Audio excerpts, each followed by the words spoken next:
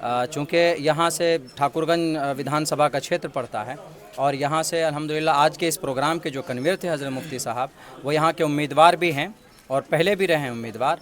तो इसलिए उनकी हम लोगों की ख्वाहिश है कि हज़रत मुफ्ती साहब को पार्टी की तरफ से इस बार नुमाइंदगी उनको क़यादत उनके हाथ में मिले, असेंबल उनको दिया जाए, वो यहाँ से इंशाअल्लाह पार्टी को ज़रूर कामयाब करेंगे। हमको सुकून जानो जिगर मांगना पड़ा, हमको सुकून जानो जिगर मांगना पड़ा, हुस्ने अदाए शामों सहर मांगना पड़ा, आज़ाद हो कि आज भी महरूम ही रहे, हक़ तो हमारा हक़ था मगर मांगना पड़ा। कि अगर एमआईएम मुफ्ती अतहर जावेद साहब को यहाँ टिकट देती है, जिस तरह से अवाम में मैंने रुझान देखा, इंशाअल्लाह ताला बोलने की ज़रूरत नहीं है, क्योंकि यहाँ किशनगंज ही नहीं, किशनगंज, अररिया, पूर्णिया तीनों ज़िले से तमाम उलमाए दीन की एक जत्था जमा हुई थी।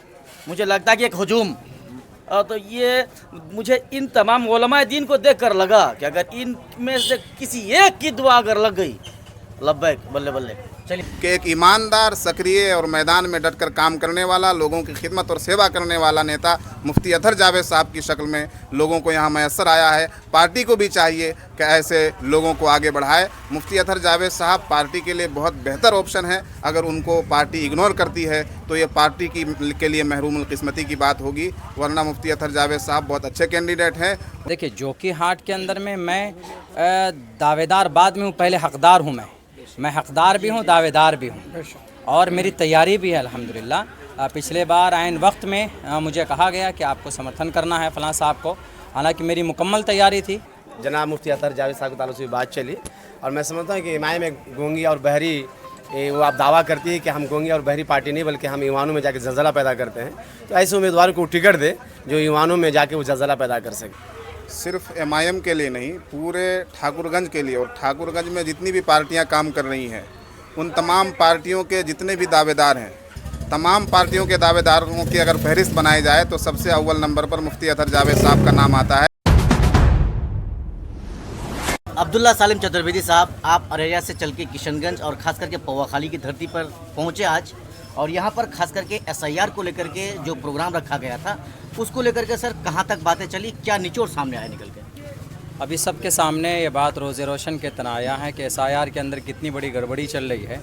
उस ताल्लुक़ से यहाँ पर एक बहुत अहम मीटिंग रखी गई जिसकी निगरानी कन्वीनर हज़रत मुफ्ती जावेद साहब थे, और अल्हम्दुलिल्लाह इलाक़े के और दूसरी जगहों से भी मुअज़्ज़ज़ हस्तियाँ तशरीफ़ लाई थीं, और उसी ताल्लुक़ से कि उसके अंदर कैसे सुधार हो और जो कमियां रह गई हैं, चूँकि बहुत से लोगों ने फॉर्म दे भी दिया है लेकिन उन्हें पता नहीं है कि उनका नाम आया कि नहीं आया, उसी ताल्लुक़ से एक बेदारी मुहिम के तहत बात चलाई गई और इसमें और ज़्यादा जो कमियां हैं उसको दूर की जाए और किसी का नाम न छुटने पाए।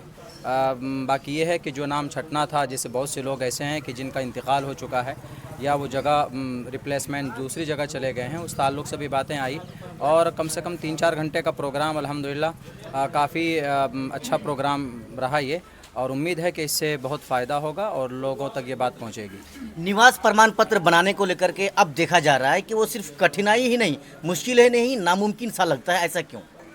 असल में देखिए, मामला ये हुआ कि ये जो निवास और जाति प्रमाण पत्र ये आसानी के साथ में प्रोवाइड करा दिया जाता था, लेकिन अभी चूँकि कई लाख अप्लाई गवर्नमेंट के उसमें वेबसाइट पे देखा गया, इसीलिए उन्होंने इसके अंदर में कोई ना कोई वो किए जिसकी वजह से वो वेबसाइट भी स्लो हुआ है और फिर बन भी नहीं रहा है बहुत जल्दी से। इसीलिए इसमें ये भी बात कही गई कि आप सिर्फ उसी पर इक्तिफ़ा ना करें कि आपको वही निवास प्रमाण पत्र ही है, और भी बहुत सारे डॉक्यूमेंट्स ऐसे हैं जिनके बारे में लोगों को नॉलेज नहीं था, उन तक ये बात पहुंचाई जाए। ये बात आई सामने कि उन दूसरे पेपर्स भी दे करके हम अपनी उसका वो मुकम्मल कर सकते हैं। चूँकि सामने विधानसभा का चुनाव है और आप लोग बिलखुसूस एक पार्टी के साथ आप लोगों का रिश्ता नाता है एमआईएम पार्टी के साथ, चुनाव को लेकर के भी शायद कोई बातें चली होंगी? देखिए, बातें चली नहीं, बाज़ाब्ता बातें रखी गई, चूँकि यहाँ से ठाकुरगंज विधानसभा का क्षेत्र पड़ता है और यहाँ से अल्हम्दुलिल्लाह आज के इस प्रोग्राम के जो कन्वीनर थे हज़रत मुफ्ती साहब, वो यहाँ के उम्मीदवार भी हैं और पहले भी रहे हैं उम्मीदवार, तो इसलिए उनकी हम लोगों की ख्वाहिश है कि हज़रत मुफ्ती साहब को पार्टी की तरफ से इस बार नुमाइंदगी उनको क़यादत उनके हाथ में मिले, असेंबल उनको दिया जाए, वो यहाँ से इंशाअल्लाह पार्टी को ज़रूर कामयाब करेंगे। ये मुतालबा भी लोगों का रहा है, हालांकि इस वक्त मौजूदा वक्त में भी एक आलिम दीन ही हैं, लेकिन मेरा जहाँ तक मानना है कि सियासत में लीडर को अदलते बदलते रहना चाहिए। तो इससे काम के अंदर रोटेशन आता है, काम के अंदर तेज़ी आती है।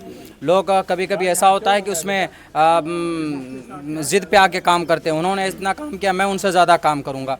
वैसे भी मुफ्ती साहब एक ऐसी शख्सियत हैं यहाँ पे हर ख़ास व आम के दिल में बसते हैं। तो मुफ्ती साहब के ताल्लुक़ से भी बातें रखी गई और हमने सब ने मिलकर दुआ भी की, चूँकि बड़ी कौम के मक्खन चुनिंदा लोग यहाँ पे जमा थे कि हज़रत मुफ्ती साहब को इंशाअल्लाह अगर मौका मिला तो ज़रूर उनका सपोर्ट लो यहाँ के लोग करेंगे। एक सवाल सर स्पेशली आपको लेकर के करेंगे, चूँकि जोकीहाट विधानसभा से आप भी अपनी दावेदारी पेश कर रहे हैं, क्या कहना चाहेंगे MIM पार्टी के आला कमान से, बड़े ओहदेदारों से? देखिए, जोकीहाट के अंदर में मैं दावेदार बाद में हूँ, पहले हकदार हूँ। मैं हकदार भी हूँ, दावेदार भी हूँ और मेरी तैयारी भी है अल्हम्दुलिल्लाह। पिछले बार आइन वक्त में मुझे कहा गया कि आपको समर्थन करना है फ़लाँ साहब को, हालांकि मेरी मुकम्मल तैयारी थी। लोगों के आरोप भी लगे, लोगों ने तहमतें भी लगाई कि मौलाना आपने इतने इस तरह के पैसे लेकर आपने टिकट का वो किया, इस तरह की बातें भी आई सामने। लेकिन बहरकैफ़ सियासत में ऐसा होता है, लेकिन पार्टी का फ़ैसला हुआ, हमने पार्टी के फ़ैसले के तहत हमने काम किया अल्हम्दुलिल्लाह। उस सीट को शायद MIM जहाँ जहाँ पर भी लड़ी है पूरे मुल्क में पहली जगह जोकीहाट है कि पहली बार कैंडिडेट दिया और कामयाब हो गया हो, वो जोकीहाट विधानसभा है। तो जोकीहाट के अंदर हमने कामयाबी दिलाई थी। लेकिन इस बार चूँकि मैं पिछले सन 2017-18 से काम कर रहा हूँ और अल्हम्दुलिल्लाह अभी तक जुड़ा हुआ हूँ। कुछ लोग भाग कर चले भी गए, लेकिन मैं पार्टी के साथ रहा और मुझे कवी उम्मीद है कि वहाँ के लोग इस बार लोगों का समर्थन भी है और साथ भी हैं। और मुझे पार्टी से भी ये उम्मीद है कि इंशाल्लाह वहाँ से वो हमें इस बार मौका देंगे और मैं पार्टी को कामयाब दिलाकर पार्टी में ही रहूँगा, भागूंगा तो नहीं, ये तो हमने सीखा नहीं है। बाकी ये है कि बस बेहतर उम्मीद है पार्टी से। एक छोटा सा सवाल सर, फिर आपसे ही संबंधित ये सवाल है। एक बार आपने चूँकि 2020 में कुर्बानी दिया था, आपने जिस तरह से कहा, 25 में अगर फिर देने की ज़रूरत पड़ी तब क्या करेंगे? नहीं, ऐसा क्योंकि ये रुझान आ रहा है आहिस्ता आहिस्ता। देखिए, ऐसा है कि जो वो उस वक्त की बात तब की है, लेकिन अभी तो मेरी तैयारी है। इंशाल्लाह मैं तैयार हूँ मुकम्मल तौर पर। जब कोई ऐसा मौका आएगा तो उस वक्त देखेंगे। उस वीडियो की क्या सच्चाई है सर, जो कुछ दिनों पहले एक वीडियो वायरल किया जा रहा था? वो पुराना वीडियो है, उसकी हकीकत कुछ नहीं है, वो बहुत पुराना है, सन 2020 का है, अभी का वो वीडियो नहीं है। आपसे कर दो शमीम भाई, जिस तरह से आप लोगों ने पूरे उलमाओं की टीम एक तरह से अगर कहा जाए तो सिर्फ किशनगंज के अलग अलग जगह से चप्पे चप्पे से आप लोग यहाँ पर पहुँचे, क्यों पहुँचे थे, क्या इसकी? हमारे मुकर्रमी जनाब मुफ्ती अतर जावेद साहब की दावत पर उलमा यहाँ जमा हुए थे। SIR के मसले पर गुफ्तगू करना था। अभी वो लोग जो दस्तावेज़ जमा कर चुके हैं, वापस जब वो इलेक्शन कमीशन के साइट पर जाकर सर्च करते हैं, बाज़ लोगों का ये आता है कि दस्तावेज़ जमा नहीं हुए हैं। उन लोगों को दस्तावेज़ जमा कर देना चाहिए और उनकी तादाद बहुत बड़ी है। अगर उन लोगों ने दस्तावेज़ जमा नहीं किए तो उनके नाम यकीनन छट जाएंगे। लिहाजा हम ये गुजारिश करना चाहते हैं, इस वक्त जो बिल्कुल सुलगता हुआ मसला है वो यह है कि वो अपने दस्तावेज़ को जमा करें। इसीलिए एक बेदारी मुहिम के तहत एक प्रोग्राम था। अजहर सिद्दीकी भाई, हाल ही में जो स्थिति सामने निकल कर आ रही है कि जिस तरह से जाति निवास बनाना बहुत ही मुश्किल है, अगर बाय द वे ये बन ही नहीं रहा है तो इसके बजाय कोई चांस है और कोई चीज़ लोग बना सकते हैं जिसको साबित करें? उसका मुतबादिल है, हर चीज़ का एक मुतबादिल होता है और 11 डॉक्यूमेंट्स मांगे गए हैं, जिनमें से ऐसा नहीं है कि 11 के 11 डॉक्यूमेंट्स ऐसे हैं जिनमें कोई भी नामुमकिन हो, तमाम डॉक्यूमेंट्स नामुमकिन हो, ऐसा नहीं है। बैंक का पासबुक आप जमा कर सकते हैं, आपको सरपंच से मिलकर वंशावली बनाकर जमा कर सकते हैं और दीगर डॉक्यूमेंट्स आप जमा कर सकते हैं। जहाँ तक SIR की बात है, इलेक्शन कमीशन के ज़रिए जिस तरीके पर इस मरतबा SIR की ये मुहिम चलाई गई है और सिर्फ 1 महीने 25 दिन की कलील मुद्दत में लोगों से इस तरह के डॉक्यूमेंट्स मांगे गए हैं, ये कहीं ना कहीं इलेक्शन कमीशन की तानाशाही है।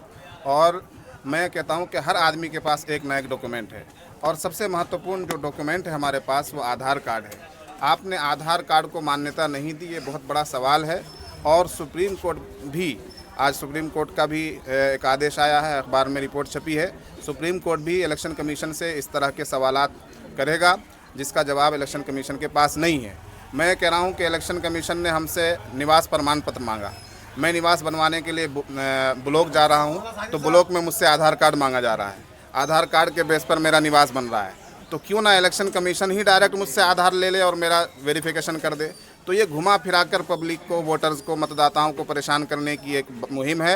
इलेक्शन कमीशन को या किसी भी विभाग को चाहिए कि लोगों के लिए सहूलत और आसानियां पैदा करे, ना कि इस तरह के फरमान जारी करके, तानाशाही फरमान जारी करके लोगों को मुश्किल और दिक्कतों में डाला जाए। आज की हमारी मीटिंग में ये बातें पास हुई हैं कि लोगों में बेदारी मुहिम चलाकर उनके तमाम वोटर्स के वोटों को बचाया जाए, किसी का भी वोट छूटने ना पाए, किसी का भी नाम वोटर लिस्ट से निकलने ना पाए। ज़ैनुल आबिदीन सलाम अली भाई, आप भी यहाँ पर पहुँचे हैं, मेन उद्देश्य क्या था बताइए? मेन उद्देश्य तो यही था कि वोटरों के दरमियान बेदारी लाया जाए और कोई डॉक्यूमेंट हर हाल में वो जमा करें। मेन मकसद तो यही था। और उसके 93 दर्जे में जनाब मुफ्ती अतहर जावेद साहब के ताल्लुक से बात चली, और मैं समझता हूँ कि इमाम में गूंगी और बहरी वो आप दावा करती है कि हम गूंगी और बहरी पार्टी नहीं बल्कि हम ईवानों में जाके ज़लज़ला पैदा करते हैं। तो ऐसे उम्मीदवार को टिकट दे जो ईवानों में जाके वो ज़लज़ला पैदा कर सके। यहाँ पर जितने लोग यहाँ पर पहुँचे थे, इन लोगों से मिलने के बाद, इन लोगों की राय को जानने के बाद आपको क्या लग रहा है? अगर मुफ्ती साहब को टिकट दी जाती है इमाम पार्टी की तरफ से, कैसा रहेगा मुकाबला? मैं समझता हूँ कि इमाम जो दावा करती है कि मैं आवाज़ देना चाहते हैं सीमांचल के लोगों को, गरीबों को और दबे कुछ लोगों को, एक आवाज़ बनकर इंशाल्लाह ज़रूर उभरेगी। जरूर। अमरुल भाई, आप भी ज़रा कुछ बताएं इस प्रोग्राम को लेकर के। तो माशाल्लाह एसआईआर के मामले में बातचीत हुई, तमाम तरह की बातें सामने आई। जिसका नाम किसी भी वजह से कट जाता है तो जितने तरह के जो डॉक्यूमेंट्स हैं वो उसको जमा करें, जिस चीज़ की ज़रूरत होती है वो मांगते हैं वो उसको जमा किया जाए। अब वायदे में किसी का नाम अगर कटता भी है तो दोबारा जो उसको मौके दिए गए हैं तो उसका फ़ायदा उठाकर वो जिस चीज़ों की कमी है उनके पास उसको पूरा करके दिया जाना चाहिए। चुनाव को लेकर के भी कोई बातें चली हैं? हाँ बेशक, चुनाव के लेकर के तो बातें चली। जिस तरह से हमारे बड़े भाई ने कहा कि अगर एमआईएम मुफ्ती अतहर जावेद साहब को यहाँ टिकट देती है, जिस तरह से अवाम में मैंने रुझान देखा, इंशाअल्लाह ताला बोलने की ज़रूरत नहीं है, क्योंकि यहाँ किशनगंज ही नहीं, किशनगंज, अररिया, पूर्णिया तीनों ज़िले से तमाम उलमाए दीन की एक जत्था जमा हुई थी। मुझे लगता है कि एक हुजूम, और तो ये मुझे इन तमाम उलमाए दीन को देखकर लगा कि अगर इनमें से किसी एक की दुआ अगर लग गई, लब्बैक, बल्ले बल्ले। चलिए आफ्ताब भाई, जाते जाते एक सवाल आपसे, और जिस तरह से आप लोगों ने यहाँ पर, आपने खास करके यहाँ के लोगों का रुझानात को देखा, यहाँ के लोगों का जो राय है यहाँ के लोगों की, उसको आपने जाना और सुना, आपको क्या लग रहा है कि जो उम्मीदवारों की लिस्ट है जिसमें कई एक नाम है, उनमें से सबसे टॉप में अगर मैं कहूँ तो गलत नहीं होगा, मुफ्ती साहब का नाम आता है, आप इस चीज़ को कैसे देखते हैं? सिर्फ एमआईएम के लिए नहीं, पूरे ठाकुरगंज के लिए, और ठाकुरगंज में जितनी भी पार्टियां काम कर रही हैं उन तमाम पार्टियों के जितने भी दावेदार हैं, तमाम पार्टियों के दावेदारों की अगर फहरिस्त बनाई जाए तो सबसे अव्वल नंबर पर मुफ्ती अतहर जावेद साहब का नाम आता है। यहाँ हमने मीटिंग में पहुंचकर सैकड़ों लोगों को देखा और तमाम लोगों में ये जोश है, वलवला है, जज्बा है कि मुफ्ती अतहर जावेद साहब को टिकट मिले, और मुफ्ती अतहर जावेद साहब के लिए हर आदमी अपनी कुर्बानी देकर, अपना तन मन धन से साथ देने के लिए तैयार है, बग़ैर कुछ लिए। हम लोग भी जितने भी उलमा यहाँ आए हैं, किसी को कुछ देकर बुलाया नहीं गया है, हम लोग अपने खर्च से यहाँ आए हैं, सिर्फ इसलिए कि एक ईमानदार, सक्रिय और मैदान में डटकर काम करने वाला, लोगों की खिदमत और सेवा करने वाला नेता मुफ्ती अतहर जावेद साहब की शक्ल में लोगों को यहाँ मैसर आया है। पार्टी को भी चाहिए कि ऐसे लोगों को आगे बढ़ाए। मुफ्ती अतहर जावेद साहब पार्टी के लिए बहुत बेहतर ऑप्शन है। अगर उनको पार्टी इग्नोर करती है तो ये पार्टी के लिए महरूमुल किस्मती की बात होगी, वरना मुफ्ती अतहर जावेद साहब बहुत अच्छे कैंडिडेट हैं। उनके लिए मैं कहना चाहूँगा, अभी जो है नज़्म के तौर पर निहाल सैफ़ी साहब ने भी बाज़ाब्ता मुफ्ती अतहर जावेद साहब की तारीफ़ और तौसीफ़ में पूरी नज़्म पेश की है कि हमको सुकून जानो जिगर मांगना पड़ा, हमको सुकून जानो जिगर मांगना पड़ा, हुस्ने अदाए शामों सहर मांगना पड़ा, आज़ाद हो कि आज भी महरूम ही रहे, हक़ तो हमारा हक़ था मगर मांगना पड़ा।